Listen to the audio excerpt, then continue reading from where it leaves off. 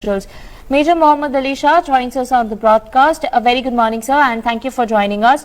Now, the top US general in Afghanistan has handed over the command, and the current situation in Afghanistan, sir, is nothing of the situation that it was earlier. It has always been a war-torn country, but with Taliban gaining resurgence, it is more worrisome than ever because we know what kind of alliances, what kind of allies Taliban is currently looking at. Sir, your reactions?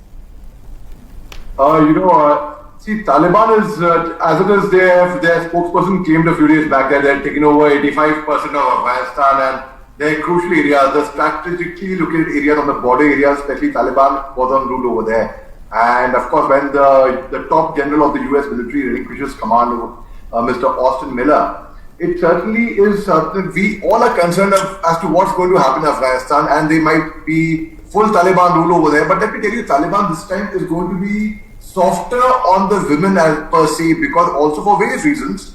One reason being that women have already taken up arms and they are against Taliban completely. And of course, the UN rep for reconciliation, Mr. Khalilzad, had mentioned in Nur Sultan that, even though we have withdrawn the military, we will still be keeping a hawk's eye on Afghanistan. So certainly Afghanistan the US would be keeping an eye on them. And I don't think Taliban is going to be having such a field day overall in Afghanistan, though it is likely people say that they will take over 100% Afghanistan.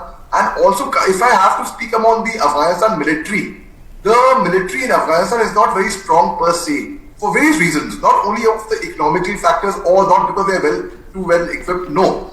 Another reason being what I perceive as, because they actually do not know where their loyalties actually lie towards Taliban or towards the government. They are serving under the Afghan government, of course, but slowly and steadily, there could be a possibility that the Afghan military can also tilt towards Afghanistan in the near future. So when the top general of the US who was then Afghanistan, when he relinquishes command from there, and it certainly is something which one has to look out for, and let's wait and see what happens in Afghanistan. I hope the country goes towards progress and not as if Taliban rule comes in. Let me tell you, they are heading for trouble.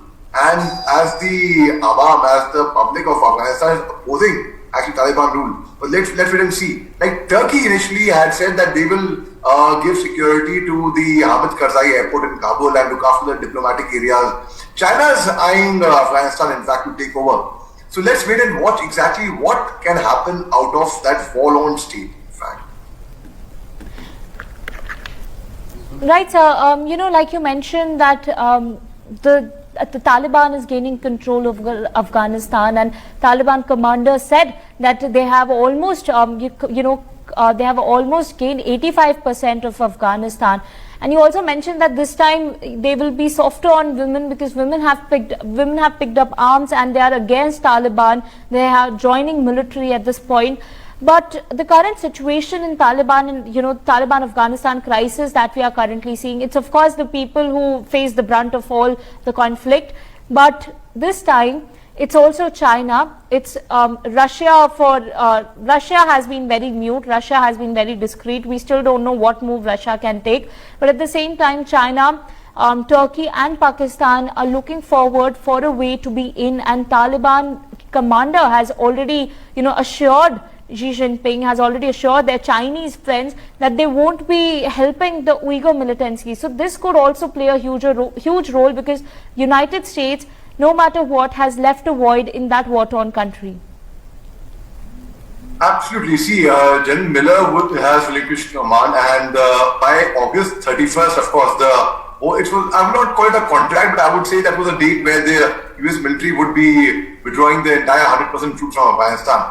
So now when Taliban, where they force men to keep beards and women cannot go out without their mahram, that's their husband, brother or wife, outside the market, outside their home in fact for that matter, and Pakistan would be very, very happy if Taliban actually takes over Afghanistan, or if Turkey brings in their troops into Afghanistan for that matter. But on what authority? Will it be on NATO authority? Will it be on bilateral ties with Afghanistan? On what authority will Turkey, which Erdogan, the president of Turkey, had mentioned that they will bring in their troops into Afghanistan if need be, because they are ally of US, the NATO ally, in fact. So Taliban is definitely going to try its best to take over, but I really hope it does not, because it is going to hamper the development of the country, and it's going to really be very, very damaging for Afghanistan in the future to come. So what role do you think India can play? So if Taliban gains control in Afghanistan, it is also going to be disadvantageous for India, because India has invested a lot in Afghanistan. We are good friends with Afghanistan current government. How can it impact Indian government as well? And what role can India play? I've had personal friends in the past who were on a peacekeeping mission in Afghanistan, including Indian Army doctors who have lost their lives, who have become martyrs. In fact, my immediate senior from my academy when I was training, Major Seema Mishra, her husband was in Afghanistan. Unfortunately, he was martyred over there. So my heart goes out to our troops, our Indian troops who have been martyred in Afghanistan. But what role India can play is, again, because as Martin Luther King once had said that, and in the end, we will forget the words of our enemy, but remember the silence of our friends. So, and Afghanistan is a neighboring country. So what India can do is, firstly, the diplomatic ties have to be strengthened further. And if need be, there's no harm. But I am a little chary about the fact that when we send in our troops, why should our troops be treated as cannon fodder only to get martyred over there? So certainly our diplomatic ties should be strengthened further.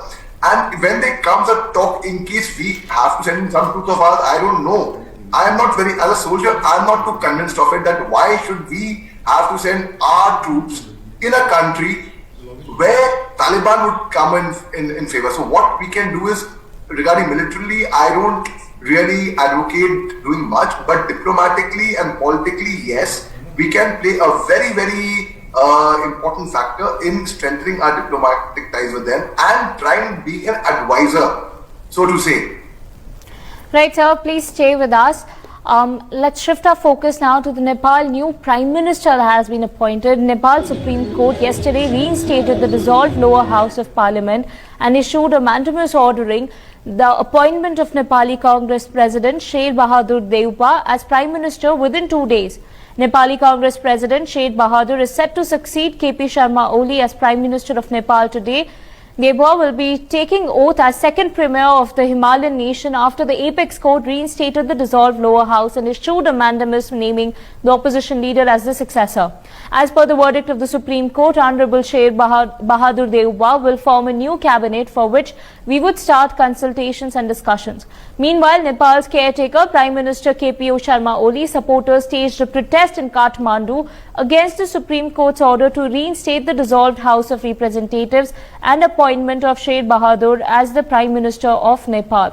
For more on this, Major Mohammed Ali Shah still with us on the broadcast. So, KP Sharma Oli, who was the caretaker Prime Minister of Nepal, is it's his exit now, and Sher Bahadur Deuba will be taking the oath as Nepal's Prime Minister. What role do you think that Sher Bahadur Deuba will,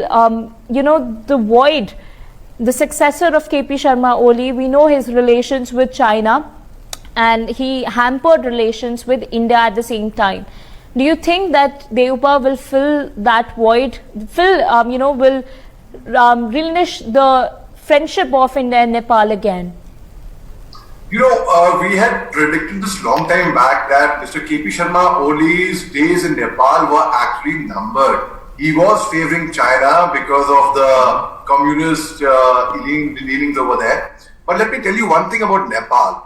Before the democracy came in, when there was a monarchy, when they were kings were ruling, that time Nepal was doing very well. In fact, when democracy stepped in, that is the time when trouble started in Nepal. Mr. Prachanda, for example, he did not even get to complete his entire term. And though he and Mr. KP Sharma Oli, when both the parties, CPI, when they were joined together, they had different ideologies. They came from a very different school of thought, Mr. Prachanda and Mr. KP Oli. But they had merged together. I'll give for example, just like in India, in Maharashtra, we had the Congress government and the Shiv Sena coming together, but they're doing really well. They have become actually true allies now. But they came from very, very two different school of thought, and people were predicting, were making presumptions then. Similarly, in Nepal, people had made presumptions that both of these parties come from a totally different school of thought. How will they coexist and survive together? On 11th September last year, Mr. KP Sharma Oli, at his residence in Nepal at 11 Kumantar, he had a cabinet meeting, and he and the cabinet people were actually trying to get Mr. KP Sharma down on his knees. They had asked for his resignation, but Mr. KP Sharma Oli played very smart, and he got it towards his favor, and he still survived. When China had done Islami slicing in Nepal, they had entered Nepal's land just 70 kilometers short of Indian territory of Pithoragarh, and satellite technology will not lie. And through satellite imagery, we had come to know that they had constructed pillar number 11 and pillar number 12, and they were Chinese troops inside Nepal. That time, Mr. KP Sharma Oli, he denied the presence of the Chinese troops in Nepal.